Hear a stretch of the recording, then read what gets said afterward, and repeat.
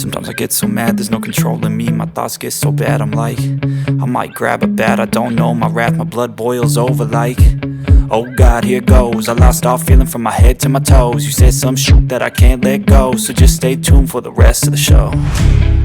What is up, guys? Welcome back to another Elden Ring video. Today I'm going to be showing you guys my Dark Moon God tier intelligence build, especially after the 1.05 update. This build with this weapon such an amazing power damage, over 11,000 damage that you are going to be inflicting, and I will show you guys exactly how to be able to put this together so you guys can go out in Elden Ring and just destroy anything that gets near you. If you like how that sounds, a like is much appreciated. So let's dive in. So we are going to be focusing on the main thing. First of all is going to be the Dark Moon Great Sword, fully leveled up. The good thing about this weapon is that we have physical and magic damage. As you see there, our intelligence attribute scaling is a B and strength is also D. One of the things that this weapon causes is cross buildup, but what we're going to do here are the following two things, guys. So follow me. We are going to be focusing on intelligence and also at the same time strength, which both put together is going to give us that 11,000 plus damage that we need to be able to fully optimize this weapon. And this build is an awesome build, god tier build that you guys, I'm sure you're going to enjoy very much in Elden Ring as you go out and play along.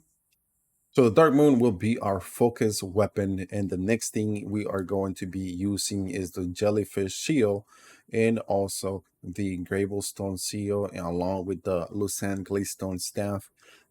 All these four items put together are going to allow us to pretty much increment our power to reach probably like around 4,000. But how do we get to 5, 6, and even 11,000?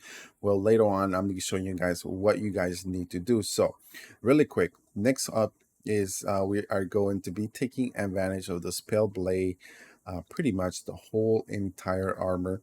Each piece will allow you to give you 2%, so you're going to be able to increase about 8% here. As you see, if you have all four together, you are going to be dealing extra damage because this one raises up on magic. So what we are doing with the Dark Moon Greatsword is that we are using magic and physical damage. I mean, it's up to you. I was also rocking like a higher poise armor, just on the chest itself, so give me a little bit more poise, but figure out a couple of things in regards to the jellyfish and this Lusan that are going to help us just keep things away if we get into a little bit of trouble, especially when you get a lot of foes around you. But for taking down bosses, this I mean, this is going to be a really good setup. Next up, we are going to use the Magic Scorpion Charm. This is going to increase our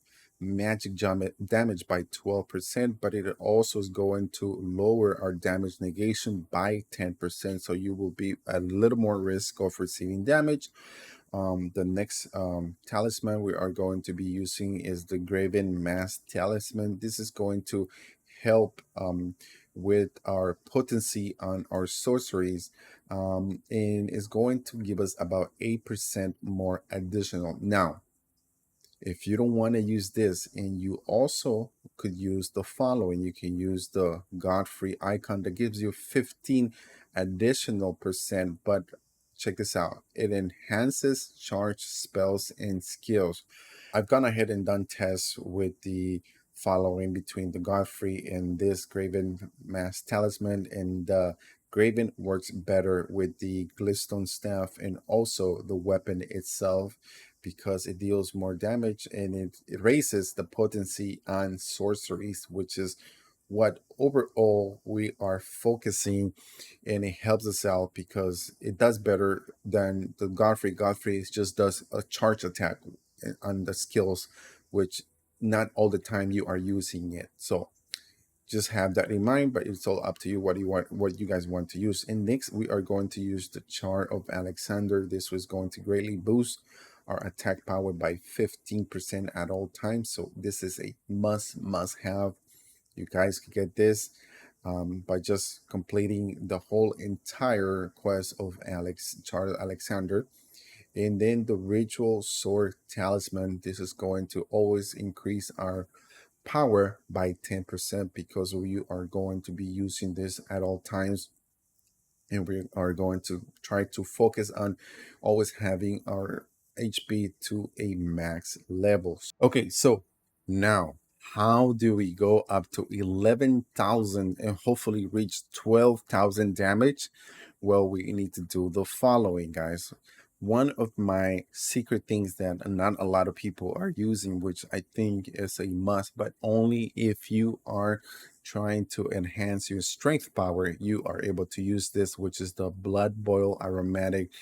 With this one, it just increases your power by 30%, which is ridiculous. The amount of damage you are able to increase on your full weapon, which you are using strength. Even though our strength is a D, it doesn't matter. It's going to help it because of what I'm going to show you guys next are my strength points that I have set up of my whole entire character level. And last but not least, of course, I'm going to be using in the Flash of Wondrous Physics, I'm using the Strength Math Critical tier, which is going to boost my strength, and also the Magic Shrouding Crack tier, which is also going to temporarily boost magic attacks. So as you guys see, overall, this build is fully set up, fully optimized, all of it put together. You are going to be able to reach over 11,000 damage, as you see here in the video what I'm able to do. And you can use this build in a couple of things, and a bit later I'm gonna show you guys the whole entire buff sequence of this entire build, and you guys will be able to enjoy, trust me, you'll be able to enjoy this very much in Elden Ring. So now let me show you guys the points really quick and why I have decided to do it like this. Now, one of them is going to be the vigor. I have it at 39 because I need to make sure that my HP is up, and then mine I have it at 40 because my FP cost that I will be able to use on the weapon itself is not a lot, because what you are doing is you are infusing the moonlight with magic first, and then you are using your strong attack, not your skill, which it lasts, I don't know, I think it's like either a minute or so, which allows you to pretty much just keep that power on for a while. And next, we are going to be using endurance of 48 because we need to make sure that we're always up on endurance, because this is very important. If you are trying to defeat and move around, is you must have that at probably around 48 or 50.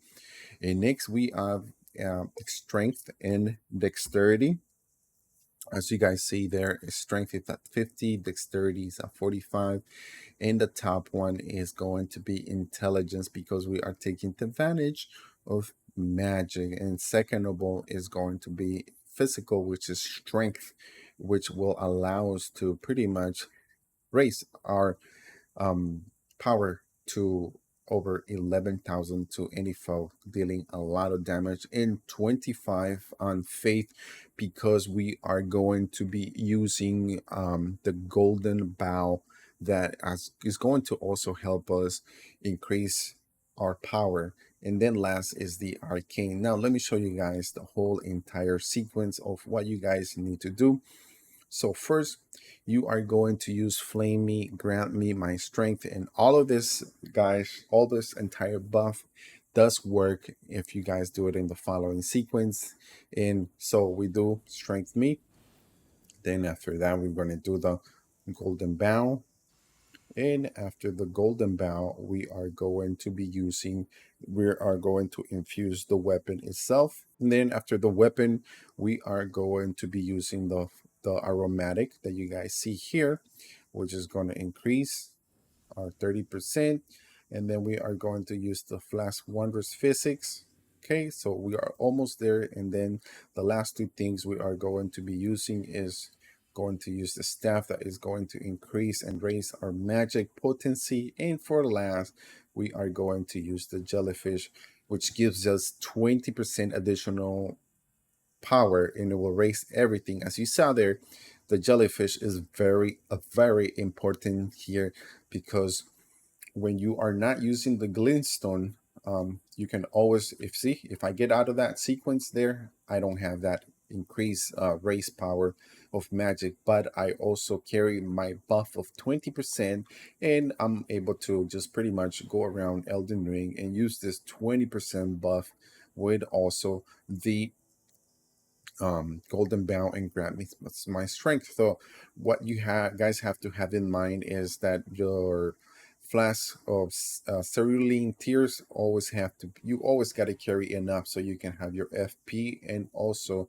your HP up, so you guys are able to pretty much take care of any foe in Elden Rings. So there you go, guys. That is how you guys put together this entire god tier intelligence build that focuses on the Dark Moon Greatsword, and along with several other pieces that you are able to pretty much just buff it up and increase your power to the highest level there could be for magic itself, using this whole entire. And let me tell you guys, the Grey Moon is such an OP weapon, especially after this update 1.05.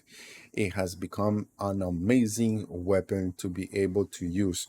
So guys, let me know in the comment section below if you guys have any questions in regards to this build. Don't worry about it. I'll answer any questions that you guys may have to help you out. And also, if you guys are looking to find all the different pieces of this complete build, you can find the link in the description. Now that you guys know how to put this together, if this video has helped you out, a like is much appreciated. And if you are new to the channel, a subscription is also appreciated. And please turn on all your notifications, and I'll see you guys on the next one. And if you have any other recommendations in regards to a build, put it down in the comments, and I'll be right there, right next to you guys, helping you out.